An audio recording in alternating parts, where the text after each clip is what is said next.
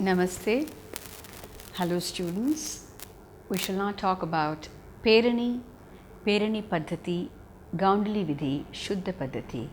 These are all exclusive concepts and practices which have been described in the SANGITA RATNAKAR. Vishnu Dharmottara Purana is encyclopedic in nature. For your information, it is considered as a supplement to the Vishnu Purana and included in the list of 18 Upapuranas. It mainly has chapters dedicated to dramaturgy, dance, vocal and instrumental music. That's what makes it very relevant to our discussion on NATYASHASTRA or SANGITA RATNAKAR. The evidence in the texts in the medieval times shows that there was a shift from Bharata's Marga to the Deshi variations. Not only the techniques became augmented as dance evolved, but the role of the dancer using her body aesthetically and imaginatively in creative movement, using time and space effectively, was getting emphasized, with a new look at the communicative and the expressive roles. From rules which were given emerged the scope of blurring these rigid lines and instead blending them cohesively. Manasolas of Someshwara with Deshi Karanas, Parshvadeva's Sangita Samayasara with Deshi dances, most systematic and complete Deshi account in SANGITA RATNAKAR, and then Nritta Ratnavali with further elaboration by Jayasenapati became popular medieval texts. Pundarika Vittala's Nartana Nirnaya gave newer styles closer to present traditions. Having given this overview, I shall now talk about what Sharangdeva has given regarding these Deshi Paddhatis. He has given a format clearly designed as a modeled tradition called a Deshi Paddhati. Paddhati is the term that stands for practice, pathway or style.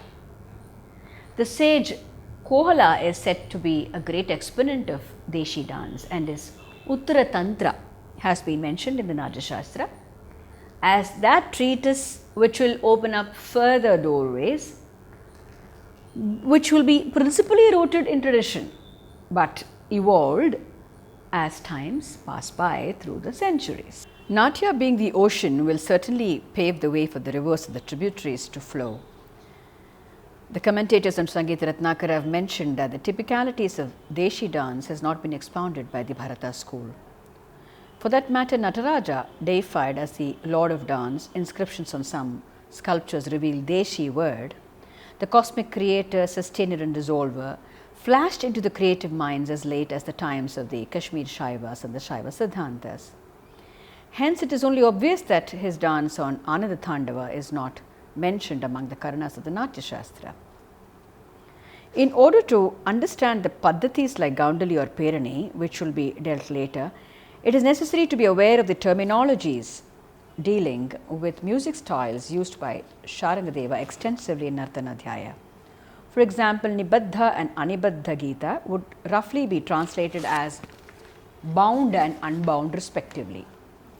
And the NATYASHASTRA explains that the former is governed by Chandas and Tala, while the latter is not. Sharangdeva in his 4th chapter has said that singing is of two types, one that is composed of parts or angas and elements or dhatus, and the other which is free from any structure. Thus, Anibaddha would be free flowing, unrestricted by tala or sahitya or word meaning. Nibaddha is a pre-composed structured composition with meter, rhythm and word meaning like a kriti. Sharangdeva gives them 3 divisions of Prabandha, Vastu and Rupaka. Salagasudha, that is set to Deshi ragas, considered pseudo-classical yet refined, became a popular Prabandha. simpler in structure with three elements of Udgraha, Dhruva and Abhoga. Melapaka is the uniting link between Dhruva and Udgraha and contains alamkaras. Dhruva is the main body of the song, refrain that is repeated, and Abhoga is the conclusion. In the context of Natyashastra, Dhruva meant stage songs, an integral part of Sanskrit theatre, with a stable nature in its pada or words, varna or syllables, and chandas or meter. Please refer students to the shlokas 1260 to 1273 where the pure style or Shuddha Paddhati has been described. Sharangdeva, veritably a musical genius, goes on to give a beautiful presentation of the pure style to be followed by the dancers. This reveals the writer's knowledge of the traditional dance forms and broad-minded attitude to flow with the tidal changes that occur from time to time. Having given due place to the chief guest or the guest of honor and offering a welcome to him to take his seat, the actual performance would start. The chief invitee takes his seat along with those learned in music and dancing. The members of the troupe enter the stage and standing together harmonize the various instruments by matching their tonal quality, like in modern times when we do the acoustic testing of the troupe. It is important that their minds are single pointed, devoted to the purpose of achieving maximum ovation, recommends the writer. They play the Melapaka Prabandha and the Gajara. The dancer, as is the practice even today, takes a position behind the Yavanika or curtain, waiting for the cue given by the musicians to make her dramatic entry. She should take flowers in her folded hands and stand, taking a posture as Thanaka, which has Saushtava, or the one with a straight back, firm shoulder, head held in a mark of perfect balance. The Upashama begins, the curtain opens up, and the dancer enters the stage, capturing the hearts of the audience. When the players are playing instrumental compositions like the Upashama, she should offer a handful of flowers at the center of the stage, making a semicircular movement to the Lord. Since the dancer is believed to be performing mainly for the gods and then for the spectators as per the Shastra, she should dance full of joy, employing the nrittangas, accompanied by the playing of the Upashama. This invocatory dance is bereft of any other expressive element except exuberation, which is demonstrated by these nrittangas. While the Pada, Ota, Kavita, Malapa, Avatsaka, Rigoni and Tuduka compositions are being played in their complete aesthetic manner and in a predetermined or any suitable order composed, the dance should be performed on the left and the right, Vishamanga or forward Samanga or both, catering to all three directions. After this, the dancer must appear again and perform the three types of dance when the pure prabandhas are being sung in any order as per one's choice. Alternately, if at the end of the Gajara, the Upashama is not played, the dancer must enter at the beginning of the Gajara itself. This is the view of the experts. This method, as explained, is popularly called Vidhi by the local people. Taking notice of the view of others, the writer says that the playing of the Samahasta, which is explained in Vadyadhyaya, must be before the entry of the dancer.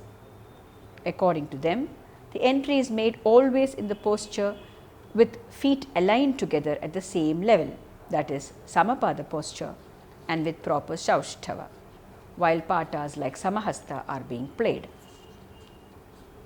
Some of the erudite scholars say that the songs and the Mukhavadya must be employed separately, while others recommend them in combination.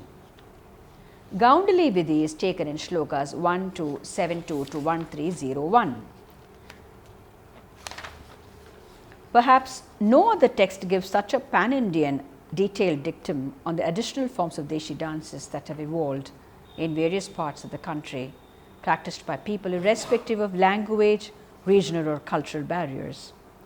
There are people belonging to various pockets in the remotest parts who still religiously follow these practices, and whom the classical Puritans at times may unceremoniously label as vernacular, pseudo-classical or folk arts.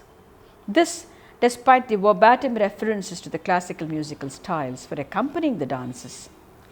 Devoid of vigorous instrumental compositions like Kavita and of songs like Ila, and accompanied by Salagasudha compositions like Dhruva from the Prabandha, the dancer dances with gentle movements of the limbs using the Lasyangas in the Gaundali Vidhi. Sharangdeva is explained about Dhruva songs in detail in Prabandha Adhyaya. The special feature is that the Gaundali dancer must be well trained in vocal music. She sings and plays on the Trivali instrument, which is an extremely energetic task requiring plenty of practice and stamina. Some experts feel that playing on the instrument is not to be accepted because they believe that the wearing of Trivali on the shoulder is not a sophisticated sign and rather countryside. The dancer who doesn't exercise her vocal cords is called mute Gaundali or Mooka Gaundali. This is an important point to be noted, that the costume of the Gaundali speaks volumes of the tradition of Karnataka country. Gaundali also figuratively is the meaning for this dance, that is, we can easily identify her by her style of costume and stage demeanor.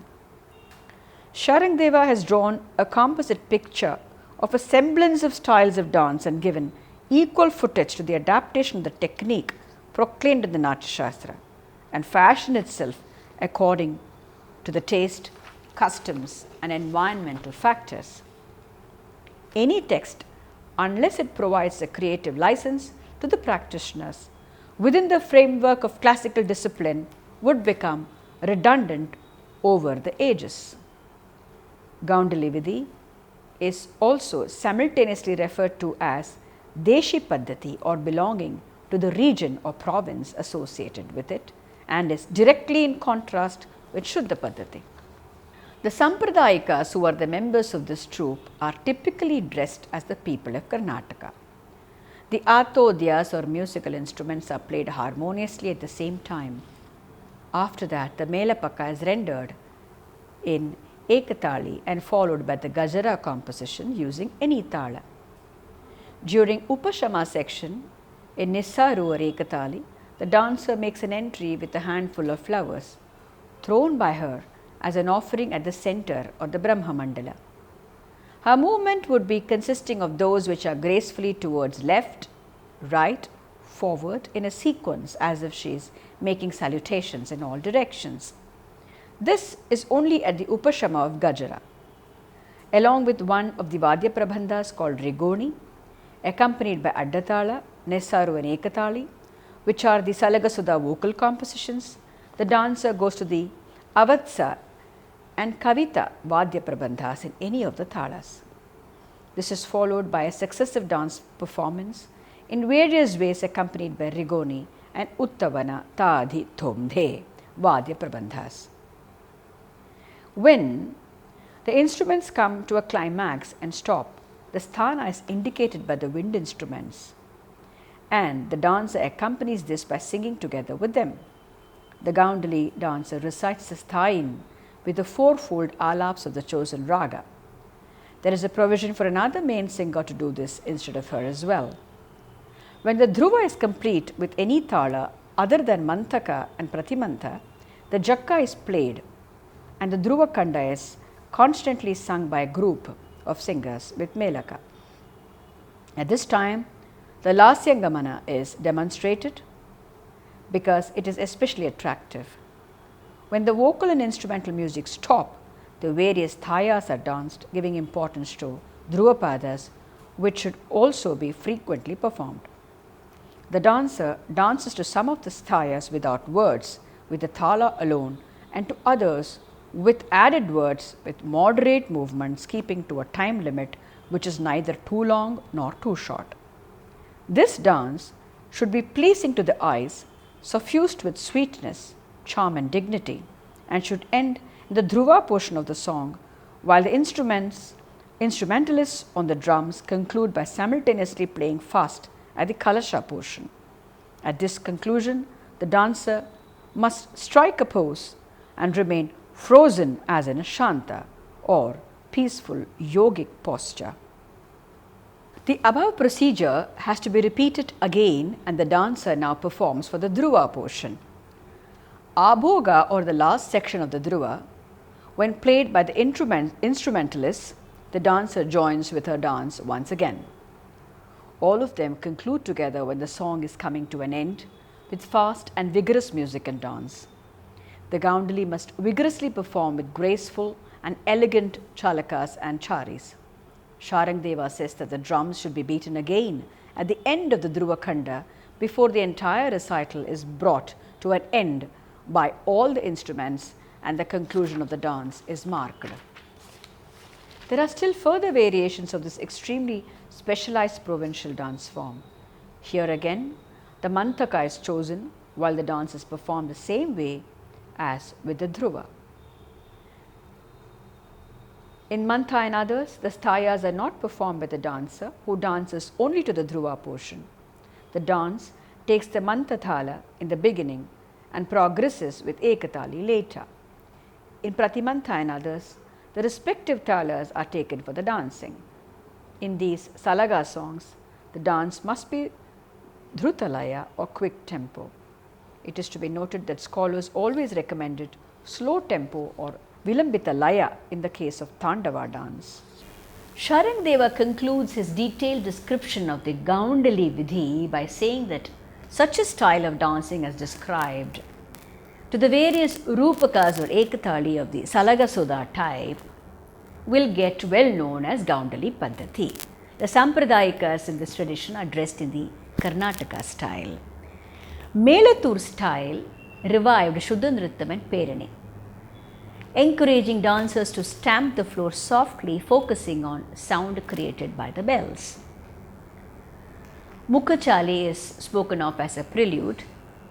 Perini has been described as a group dance, a solo, and only by males. It is also the name given for pot dance. It involves 5 sections starting with a jester, a Kaivarta composition eulogizing the king, a Jugalbandi which is rhythmic, and ending with a Gita. Jakkini is the piece de resistance, the most important item, and in the opening Mukhachali, the dancer walks on stage behind a face curtain and Mela Prapti is played by the orchestra, followed by Ganesha Shabdam. The curtain opens, a Solkatte Jahangane Mahangane rendered. The dancer takes the flowers, the number of which are also specified, and offers them down in the center, the Brahma Sandhi. After a Nandi Shlokam, the Nritta would begin.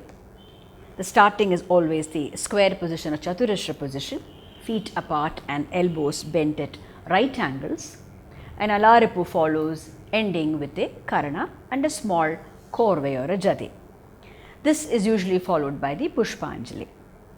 Please refer shlokas 1301 to 1325 where yet another regional style which has received a good amount of attention is the Perini.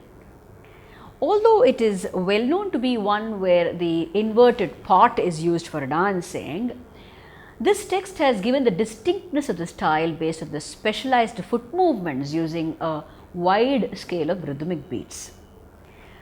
The dancer is male and has an appealing makeup, somewhere which is between the beautiful and the grotesque. The Perini dancer has his body smeared with white ash, the head shaved except for a small tuft of hair, wearing the ghargarikas on the shanks with a resonant voice, clever in the 5 elements, says Sharangadeva, and always adept in keeping with the tala and the laya.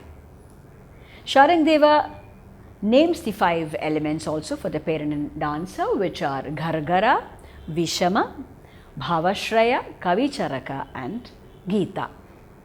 Ghargara is characterized by special training in the sound created by the bells. They are of 6 kinds: Padivata, Apadapa, Siripata, Alagapata, Sirihira and Kaluhula. Padivata, the Kuttana movement on the ground of both heels being struck up and down one after the other or of just one heel is Padivata. The forepart of the feet is held to the ground. Apatapa, striking the ground with the foot sole in an up and down movement. Siripata, sliding the foot with the sole held to the ground forward and backward one after the other. Alagapata, shaking the feet while lifting it gently in the air. In the Sirihira variety, the shanks are shaken in two ways. One foot kept at the back of another and shaken one at a time, and in the other, when both the feet are level on the ground and shaken at the same time. The left leg is stamped at first and then the right heel makes a turn. This is repeated vice versa in the variety called as Kaluhula.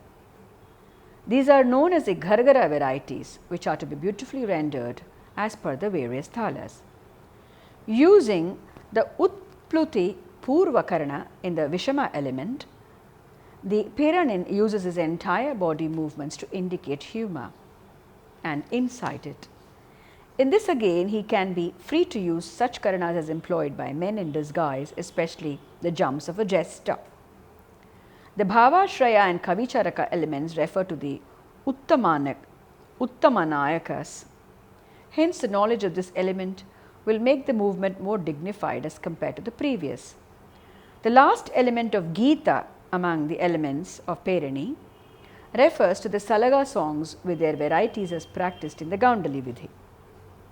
Regarding the Paddhati, Sharangdeva says that the troop members accompanying the Perini should recite Dhi Dhi, which is the sound of the instruments. This is also the case in the Gaundali style. While the three padas based on Rigoni and Uttavana Prabandhas are played twice in slow tempo and in Nisarutala, an actor should enter the stage whose head is clean shaven and deliver grotesque speech matching his weird dress and ornaments. As the comic hasya sentiment is evoked while this actor starts dancing, the Perini makes an entry. After Rigoni Prabandha is concluded, the Perini starts dancing. This dance will make use of the 5 elements. When the musical instruments stop to have the solo cymbal playing by the taladharas, the Perini would make the steps typical of Apadapa. During this rendering, the Garugi Tala or Saraswati Kanthabharana is played, and to add to the overall resonance, the instrumentalists produce mandra or deep sounds on mardala and such instruments to match the respective talas. The Perini must then dance the Vishama element consisting of the Utpluti Karanas to the Nisharu Tala, accompanied by the Kavita Prabandha either in Varna Saratman or Kutani Baddha. Finally, he must demonstrate Rekha, Sthapana, special sounds of the Gargaras, Gita dance and Vishama jumps in tune with Praharana Vadya Prabandha. This would be done for the Salagasudha compositions. Kavichara and Bhavashraya will be the last 2 elements included in the performance while Abhoga is being played.